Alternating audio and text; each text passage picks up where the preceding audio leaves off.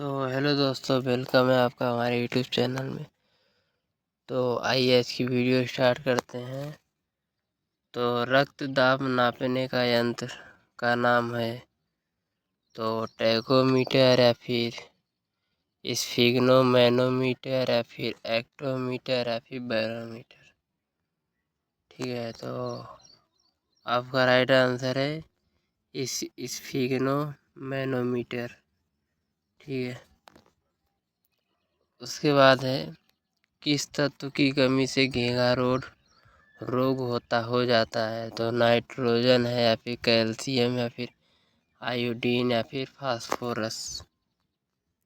तो आपका right answer है आयोडीन की कमी से घींगा रोग हो जाता है। उसके बाद है निम्न में से किसकी उपस्थिति के कारण दूध में मिठास आ जाता है। तो माइक्रोज है या फिर लैक्टोरोज है या फिर सुक्रोज है या फिर कैरोटीन है। तो आपका राइट आंसर है लैक्टोज।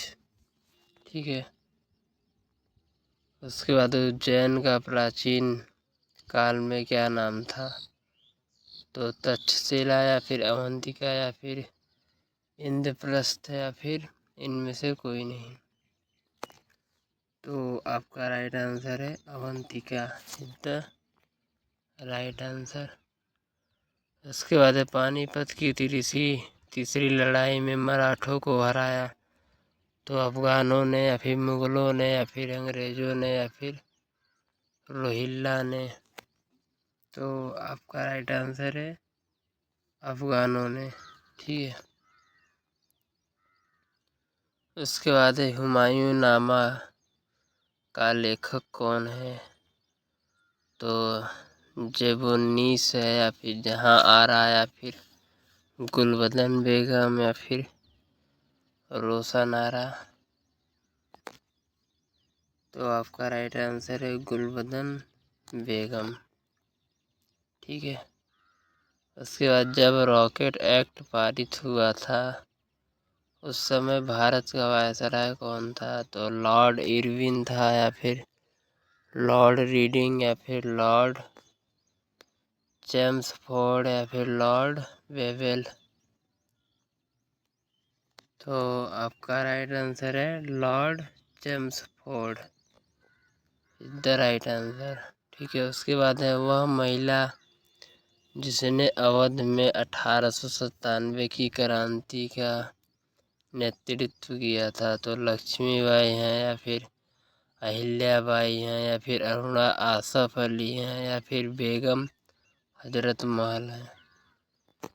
तो आपका राइट आंसर है Begum Hazrat Mahal is the right answer.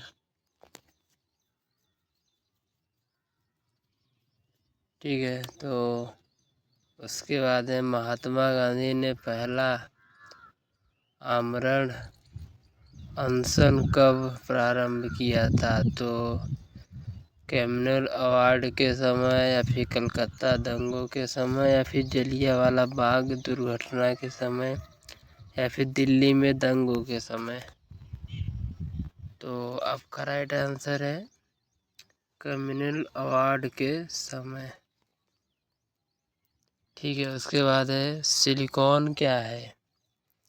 तो उपधातु है या फिर धातु है या फिर अधातु है या फिर नोबेल गैस है।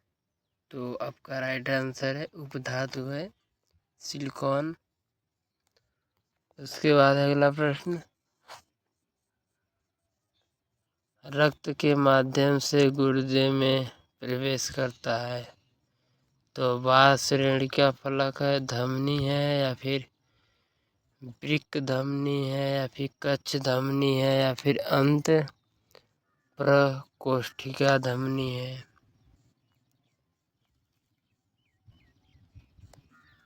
तो आपका राइट आंसर है वृक्क धमनी इज द राइट आंसर। ठीक है, उसके बाद है टिहरीपन बिजली कॉम्प्लेक्स निम्नलिखित में से किस एक नदी पर अवस्थित है। तो अलकनंदा है या फिर भागीरथी है या फिर धौलागिरी है या फिर मंदाकिनी है। तो आपका राइट आंसर है भागीरथी। ठीक है। उसके बाद है किस शहर को स्टील सिटी ऑफ इंडिया के नाम से जाना जाता है। तो मुंबई है या फिर कोलकाता या फिर कोच्चि या फिर जमशेदपुर। तो आपका राइट आंसर है Jamshedpur is the right answer. ठीक है। उसके बाद है दक्षिणी गोलार्ध में पवन के बाईं ओर विचलन क्या कारण है। तो तापमान है या फिर चुंबकीय क्षेत्र या फिर पृथ्वी का घूर्णन या फिर दाब। तो आपका राइट आंसर है पृथ्वी का घूर्णन के कारण। उसके बाद है प्रथम लोकसभा के अध्यक्ष कौन थे।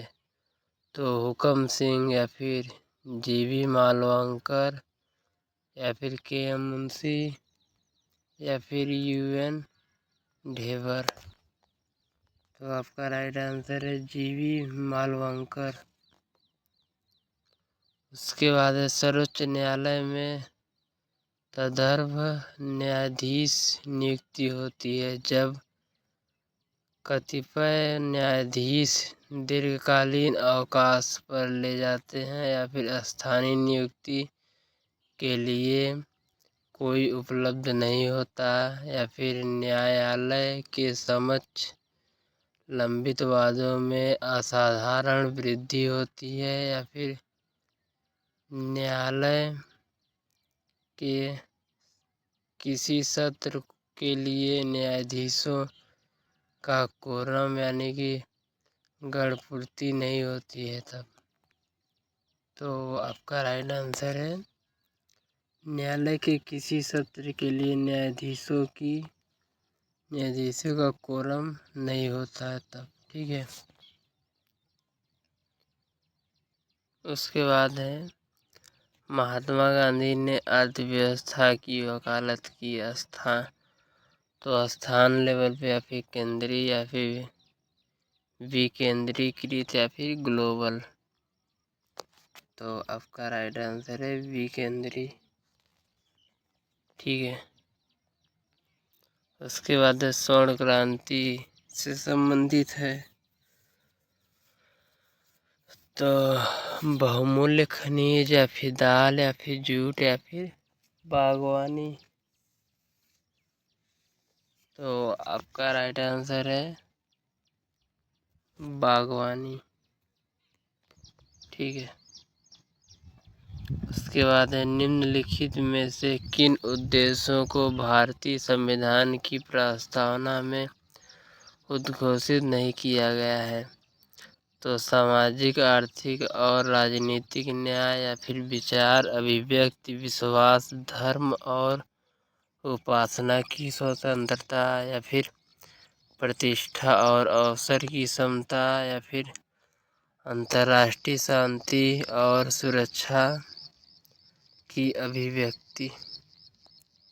तो आपका राइट आंसर है अंतर्राष्ट्रीय शांति और सुरक्षा की अभिव्यक्ति। तो आज की वीडियो हम ख़त्म करते हैं। तब तक के लिए जय हिंद। ठीक है।